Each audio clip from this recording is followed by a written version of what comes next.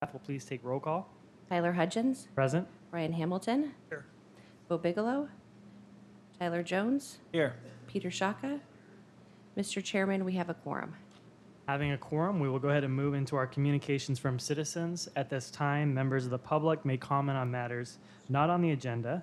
The commission's response is limited to responding to criticism, asking staff to review a matter commented upon, or asking that a matter be put on a future agenda. Do we have any requests from communications for citizens? No, Mr. Chairman. Okay, seeing none, we will move into our administrative items. We will go ahead and review our meeting minutes to consider approval of the minutes from our January 16th, 2019 meeting. Do any of our commissioners have any edits to those minutes? None. Do I have a motion for the Redevelopment Commission meeting minutes for January 16th, 2019? I motion to approve the minutes from the January 16th, 2019 meeting. Do I have a second? I'll second the motion. Having a second, those in favor say aye.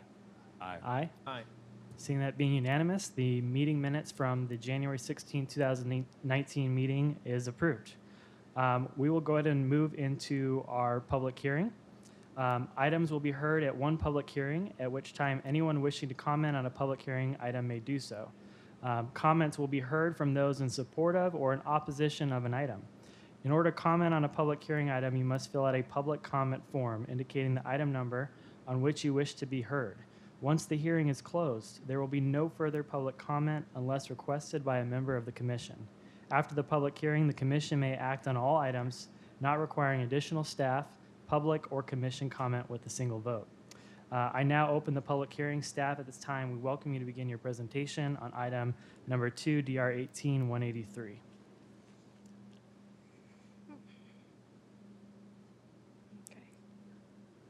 Good evening, Commissioners. My name is Sydney Bethel. I'm Planner 2 from the Planning Division. The project before you tonight is Aspire Heritage District. This is the design review for the project. The location is at the northeast corner of Vaughn Avenue and Palm Street. The subject site is approximately 2.47 acres and is located within the Heritage District. The request before you tonight, as I stated earlier, is for the design review for the project. So tonight we're going to be looking at site plan, elevations, floor plans, lighting, colors, and materials for the subject site. You previously saw this at study session on November 21st in 2018, and you also recommended approval on the preliminary plat for the same subject site last month. That was approved by the Planning Commission earlier this month on the 6th. The site plan here shows the major point of vehicular access located down at the corner of Vaughn and Palm Street. You have seen this before and there hasn't been too many modifications. I will just quickly go through the layout and the buildings once more. There's 32 units on here with a density of 12.97 dwelling units per acre. There's a total of 8 buildings and they're in a fourplex style. There is a combination of 3 separate unit types ranging from 2 to 3 bedrooms from 1,633 square feet to 2,017 square feet. There's also pedestrian gates that are located on the northern portion of the site here up against the canal and also here at the entrance of the site next to the vehicular access. We had some discussion earlier on refuse containers, and I'll just go through how those are stored once more. They are stored within the garage units. I know it's difficult to see on here, but there are small dots indicating where they are stored. They are rolled out onto the street, and here is indicating the spacing of where they are put, which is approved by Public Works, and they also will put a number indicating which unit it goes to. Here are the colors and materials. These have not substantially changed from when you first reviewed them in November. It's a combination of neutral tan and gray tones along with a combination of corrugated metal and brick veneer. This brick veneer was selected to match the Whiskey Row that's located in the downtown and other buildings within the area as well. So the elevations are going to be quite a few, but there's 2 separate color schemes for each elevation type. So there's A units, like I said, there's 3 units. There's A units that are just by themselves, which are located up against the canal in the northern portion, and there's also one that was located to the south, so right at the entrance. So this is the first color scheme here. All of the color schemes include the colors and materials that I showed you previously in the slide, but they have different types of massing and layouts and combination of it. So this is going to be the rear here, where the garages and the patios are for A units. And then here is going to be the front, which includes a small patio space that you can see here in the back. Here's the entrances. So there are side entrances and front entrances depending on the units. So here's an example of the side entrances here. This is moving into A units as well, but this is the different color scheme. Like I said, same materials, but it's a different type of combination.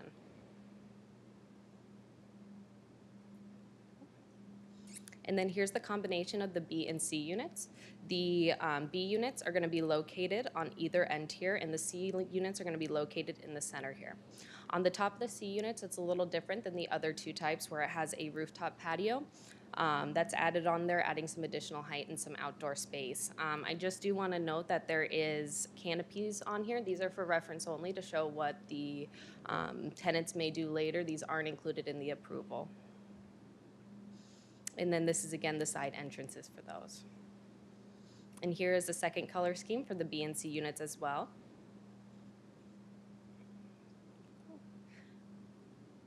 And then staff is recommending to approve the findings of fact and DR 18183 Aspire Heritage District.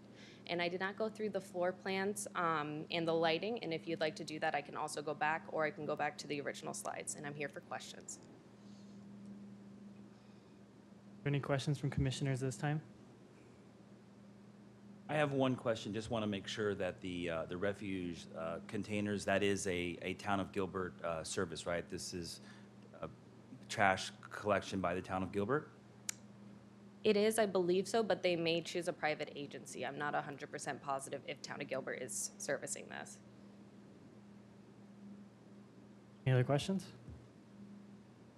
I had a few questions. One, I think, on the refuse, I guess, Sydney, can you comment on whether there are other projects like this in Gilbert that have been recently approved where residents are storing containers in their garages?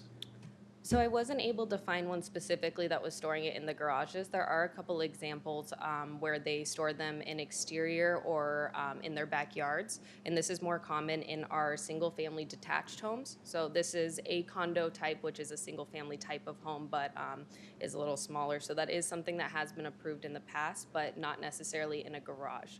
So it's not against code to be in the garage, but we have not seen it before like this in a condo type complex. Okay, thank you. The second question I had is, I guess one concern, I know that the guest parking ratios are compliant with zoning.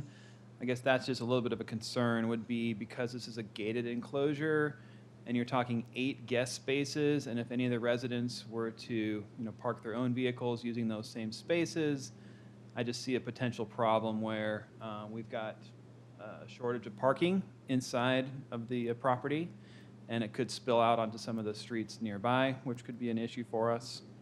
I guess maybe if you could comment a little bit on that, if there's anything that's been looked at there, any kind of concern from staff. Commissioner Jones, that is something that has been somewhat of a concern just because that has parking has become somewhat of an issue in Gilbert in complexes that have garages. Garages are what are preferred by the clientele, and also our required portion is to be by the Town of Gilbert, but it has led to storage within the units, which has caused parking issues. There's been parking issues a couple different places. Via Sorrento is one that's close in the downtown that are also condo units that have had some issues with that. The apartments now have started doing some checks where they check to make sure things are not stored in the garages. So apartment leasing, that has been an option. But for condos, since they're individually owned, just like townhomes, they can't do those checks to make sure because it is their own property. They don't have the right to do it. So that is something that we're a little concerned about, but they are meeting codes. So that's where we express the concerns. But since it is a tight site as well, it's hard to bring more options forward that wouldn't result in a removal of a unit. Okay, thank you. I guess my last question on this one is just in terms, I know there were some changes to the entrance fencing and then also with regard to the fencing that would go out onto the canal power line area. Do we have examples of what that will now look like?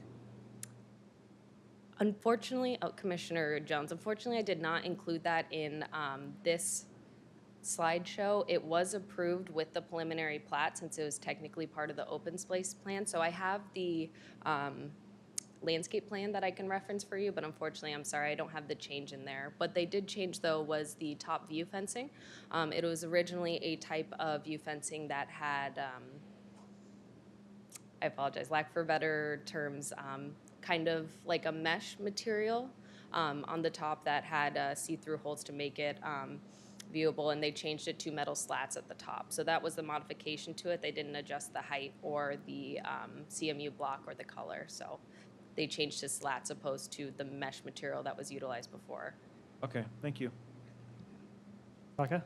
Yeah, through the chair. So my previous question, there was a follow-up question if the trash was being picked up by a private or public, if it's town of Gilbert or not. The follow-up question is, if it's private or public, I believe trash containers would still be subject to the same town of Gilbert municipal code, which states you can have your trash containers out 6 p.m. the night before and then 6 a.m. the day after collection. I'm assuming that the same municipal code would apply whether it's private or public. Commissioner Saka, correct. So that's ordinance 1820, and then the actual code is 66-290. So during the days of non-collection, the other 6 days, these containers would be out of sight. That is correct. They will be stored in the unit, and they're only permitted the night before after 6 p.m., as you stated, to be out. So as a commissioner, I'm trying to wear a commissioner hat and a consumer hat, and I'd like to buy one of these units, right? And so trash day, it's not going to be very pretty to see 32 containers out there, but I'm sure there's going to be CC&Rs or their own HOA. Is that correct? Commissioner Saka, they are required to make a homeowners association for the site, so there will be a homeowners association on there. I did make it's not a condition or anything like that, but I did make a statement in the report stating that if issues are to arise from the refuse containers, that it must be addressed by the homeowners association that's formed. It could be, in my community, the town of Gilbert comes out and cites homeowners, and our HOA does the same. So I'm assuming it could be a double policing for these containers that are out, correct? Commissioner Saka, that is correct. So co-compliance does have the ability to go out and write notices. It's not something they do very often in gated communities, but they definitely do if it is not handled by the homeowners association. But there is the ability for two, essentially, entities to be citing. So thank you. So if I were to buy one of these units, I mean, ideally, I have friends who live in other similar developments like this, 2 different developments, and they have common area dumpster trash enclosures, right? And they usually have a couple spaced throughout the complex because it needs to be convenient, right? I don't know where you could put 2 or more in here to service all 32 of these, and so it's a question for staff to the developer. Has that been explored? And obviously, it's a cost factor. It's an aesthetics factor. Who wants to live next to the trash enclosure? Do you get rid of a unit? The loss of that unit, do you divide over 31 remaining units? So it's more of a question, has that dialogue happened with the developer? And what's the best way? I mean, I can see kind of the pros and cons of either one. And even if I were to buy a unit, could I live with the trash containers out 1 day a week? I could. Is there any other options? With that, I'll turn it over back to the chair and to staff. Commissioner Saka, just to do a brief, I'll let the applicant, when they come up, fully discuss it, so make sure they hear it in their words. We have briefly discussed it. We haven't had a new refuse plan presented to us, but it was explained to me before in conversation that they have looked at other options, but again, I'll let them further explain. If they were to do refuse containers like dumpster style, they would require 2 for the site. It's based off of the number of units, or they could do 1 for the site picked up twice a week, or they could do 1 compactor. So based off of my discussions with Public Works, there's a few sites on here that it would work. For example, they said it would work up here or in the corner, but again, those are just with their turnarounds and all that and pickup angles. Those are, again, in units. So we have explored it, and they have explored it as well, and just further details on what else they've looked into, I'll let the applicant address. Any other questions this time? I'd just like to thank staff for working diligently on this project. I'd like to thank the applicant as well. Really happy to see this project as we're looking through some of the photos on some of the depictions of what the units will look like. It's a very nice design. I think it's going to go well in the Heritage District, so thank you for your guys' diligent work on that. I would be willing to vote in approval for this as long as we have a condition on the refuse plan moving forward. I know we've been asking for that for several meetings now, and it's discouraging that it's taken to this meeting to kind of get to that point. And so I would like to just kind of put that out there, but thank the applicant for all the work that you guys have done. It's going to be a great project.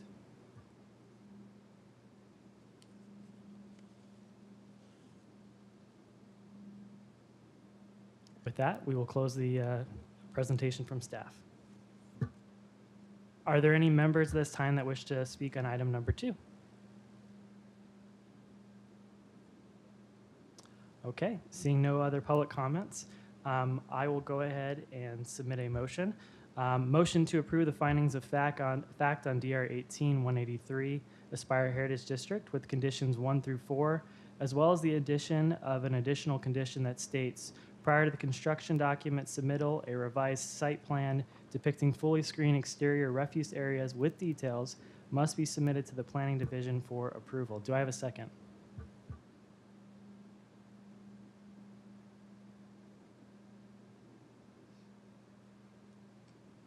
Mr. Chairman, at this time, prior to making a motion, we actually need to open it up to allow the applicant to also have time for a presentation.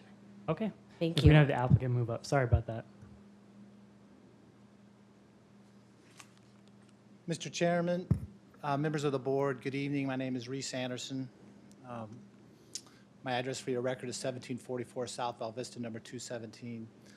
Mr. Chairman, no apologies needed to me at all. When you called to the public, we just thought that was a general call, and you next would call for the applicant. We're all good. Addressing condition number 5 that you've just suggested, and that was the first time we heard of that, I think perhaps we might just have a slight misunderstanding of actually what's happened and what's going on. And let me address some of the other questions too, because if I heard the comment from you, Mr. Chairman, it was there was no refuse plan. And that's just simply not the case, because we have worked carefully with the staff. We have thought about this quite a bit. And as one of the other commissioners mentioned, we've thought about dumpsters. Where do they go? How can we put them in there? And we've debated that between ourselves internally. We haven't really bothered staff with wasting their time on saying, well, we thought of options A, B, and C, because we did that internally and thought and came back to the same conclusion of they belong inside. They belong inside these garages. We look carefully at, and I've got some drawings here I can show you, but if you just look at the site plan in front of you, you'll see the little notches there on the ends of building A. Remember that if I put barrels there, I've got a 6-foot high screen wall. Each barrel takes up a space of 3 by 5. So suddenly I'm losing the softness of those corners and the way they look, because it's suddenly, I've got a big screened in wall there. And I've got to place 4 barrels on each side of the A-type buildings. Then move down to the B's and C's. I don't even have that same notch where I could tuck something in. And so the only place I could put those barrels would be out on that main drive, which aesthetically is not the best. I could put them on the far outside, but then I'm now bumping into that perimeter landscaping. To me, that doesn't make a lot of sense, and nor does it benefit our adjacent neighbors. As the commissioner noted, this is a higher-end condominium for ownership or ownership-based project. So you don't want to have dumpsters. When people come in, you want them to say, I want to live here. And I'm not trying to be derogatory or negative about dumpsters per se, but this type of product, this project, we want to be perceived, and it is a better quality project. And in those, people have barrels. They expect to have those barrels.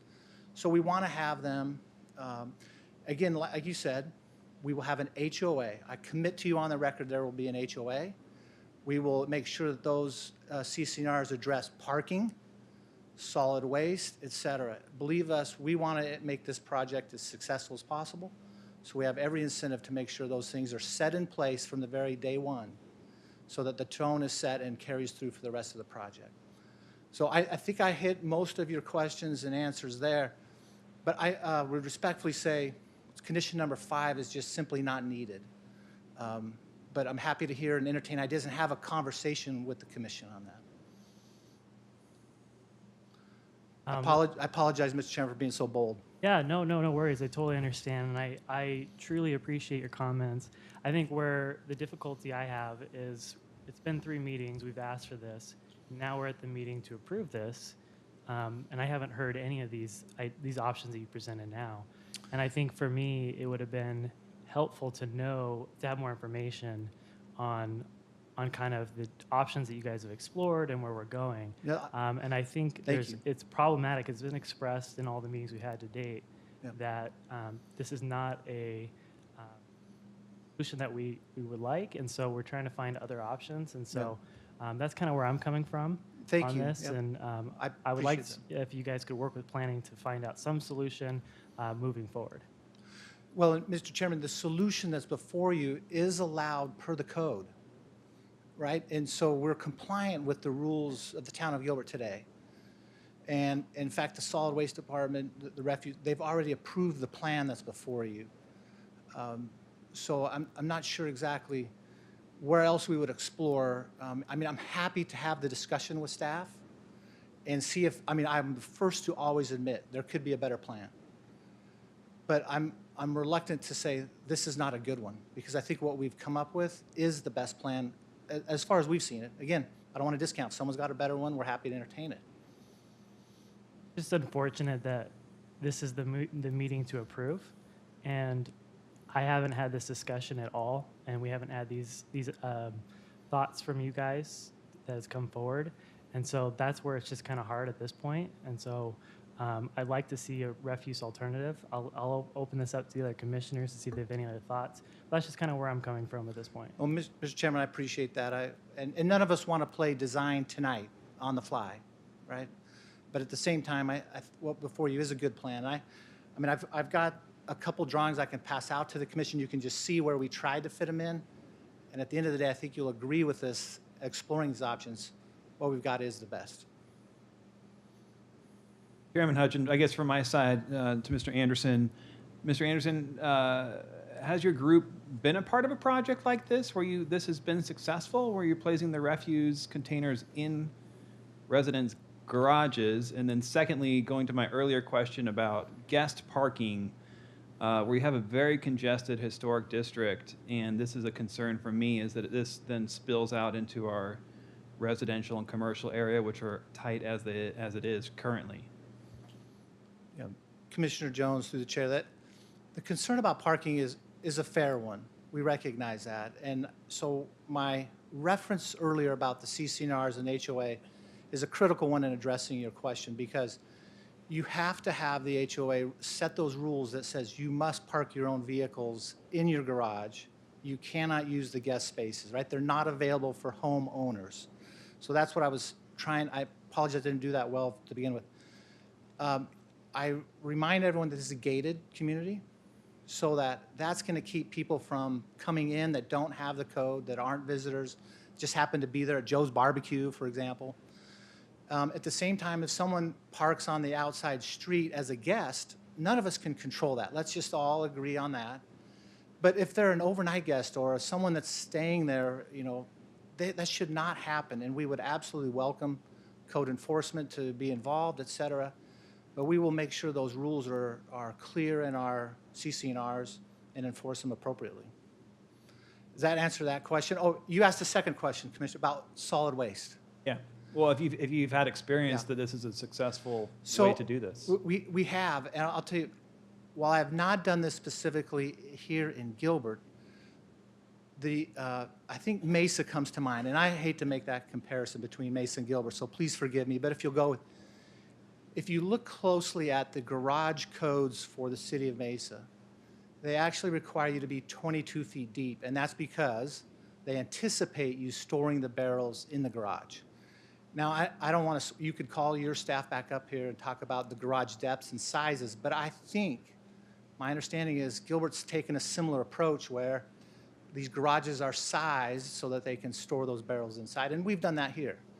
So it's not nothing new, and it's done across the valley. But so this developer here, Bryson Bennett, who's with me, Fred Woods, the architect's here with me, and we're all available to answer questions. But the project that we have going on in Mesa with a very similar design, those garages are all sized appropriately.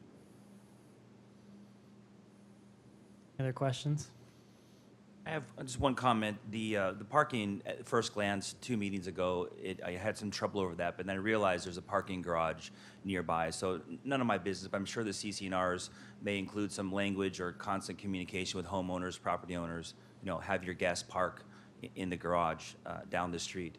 And kind of reflecting on the garage storage of both, there's 2 cans, right? There's recycle and trash.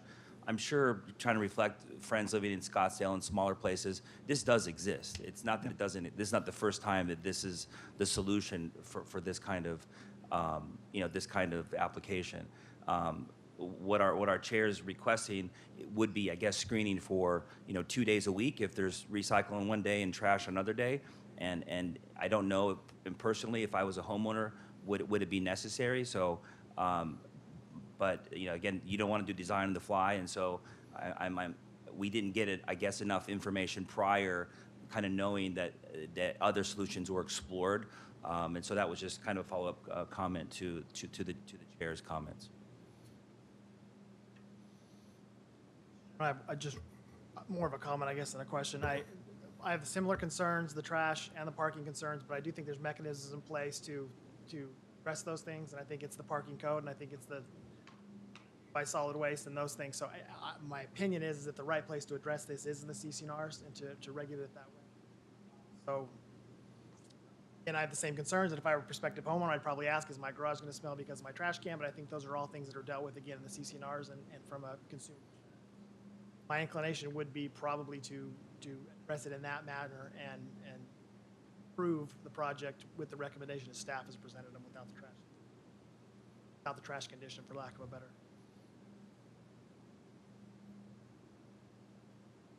Tyler? Oh, I completely agree with that. I would support that. Staff? Staff, you please take the podium.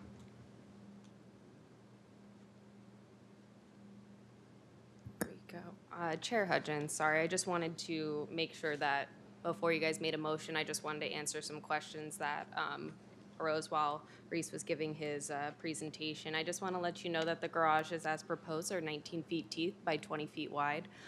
Gilbert does not have standards for the garage of the exact sizing.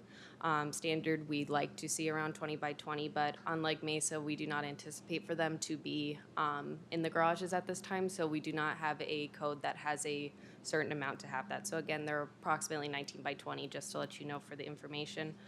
The other item is, before you just make a motion, is unfortunately, I can't project it on the screen, but if you guys just want to take a rough thing, we did a rough draw because we don't want to ask anything of the applicant that is impossible, of what it would look like to have the exterior refuse containers on the site. There are some conflicts where it goes over some existing light poles or fire hydrants, so it's very rough, and I just want to let you know it's for reference only, but they're approximately 3.5 feet wide by 10 feet deep to accommodate for it without going into the setbacks because it is a tight space. So just before you make your motion, I just wanted to clarify that they would be on the exterior, show you a reference, and then you can proceed forward. Is it okay if I approach the dais? Yes. All right, thank you.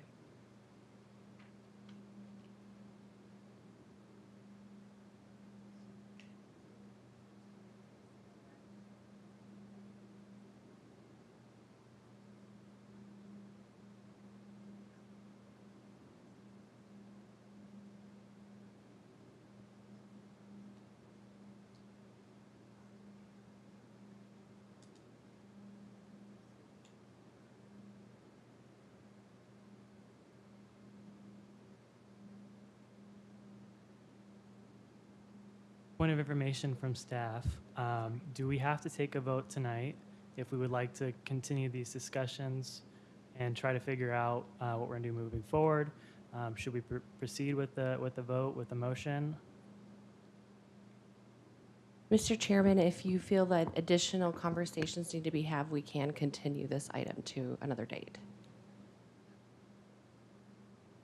Would we be able to take a recess while the commissioners review this document? Yes, Mr. Chairman, you may have a recess. Yeah, this time we'll take a 5-minute recess and convene at 7:06.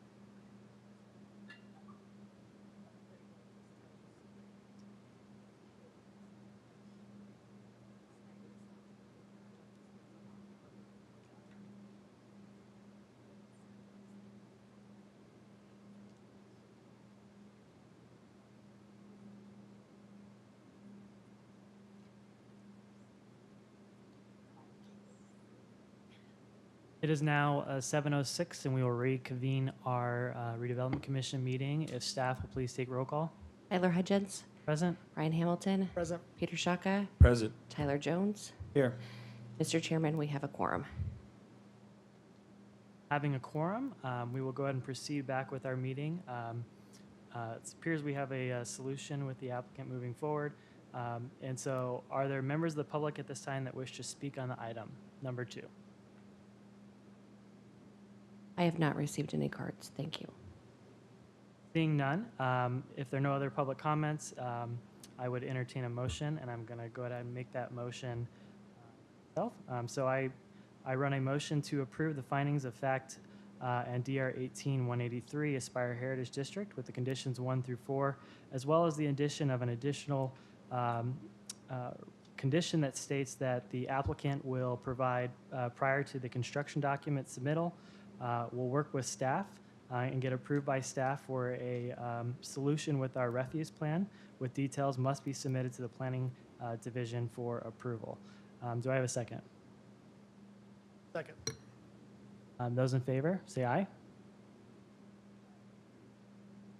Aye. Aye. Those opposed? Opposed. Okay. We have 3 in favor and 1 opposed. With that, this motion with the condition has passed. Thank you for your guys' work. Now we will go ahead and close our public hearing item and move on to communications. Report from chair, we have none at this time. Do we have a report from our council liaison? Just very quickly, Mr. Chairman and commission members, we had a very good meeting this morning about our general plan update with our task force, and we do have a public forum open next Thursday night at the McQueen Activity Center, and I'd encourage each of you to attend that. There are many items being discussed that are relevant to the redevelopment area, and some future items that could be affected, also things that you might want to consider. So I'd encourage you to attend that next Thursday night at McQueen Activity Center. I think it's at 7 o'clock is when it starts. Thank you. Councilmember Anderson. At this time, we'll take a report from commissioners on current or future events. Okay, seeing none, we will. One comment Okay. there, Chairman. Just having spent quite a bit of time in the Heritage District recently, we have obviously several projects underway. And I'm sure staff is fully aware of this, but the thought was just that as we approve these projects, sometimes on more of a one-off basis, I think it's just important that we as a commission also think about the implications of several projects going on at the same time. There's a huge shortage of parking right now, and it's become an issue, and obviously we'll have a new parking structure soon, but I think we just have to be cognizant of when we're approving these projects that are taking away parking, causing a lot of congestion in the downtown area, that we think about kind of staggering these things and making sure that we're not overwhelming the district. Thank you. Commissioner Jones. That concludes our commissioner reports. We will go ahead and move on to our report from our staff liaison on current or future events. Mr. Chairman, members of the commission, thank you so much. I was going to note that our 600 stall garage is going to open at the end of March, so we are on track for that, as well as Hernway and Brycomp, which surround the garage area. In addition, we are working through our Heritage District design guidelines. So as you know, Council adopted the 2018 redevelopment plan in August. And so our next step is to update our design guidelines so that they now reflect the items that we've included within our 10-year growth. And so we went to Planning Commission at the beginning of the month, and they have initiated the code change to the land development code. So we will continue to have public outreach meetings, and of course we'll bring all of you together in a public forum to discuss updates to the design guidelines. Okay, with that, that concludes our communications. I now adjourn this meeting.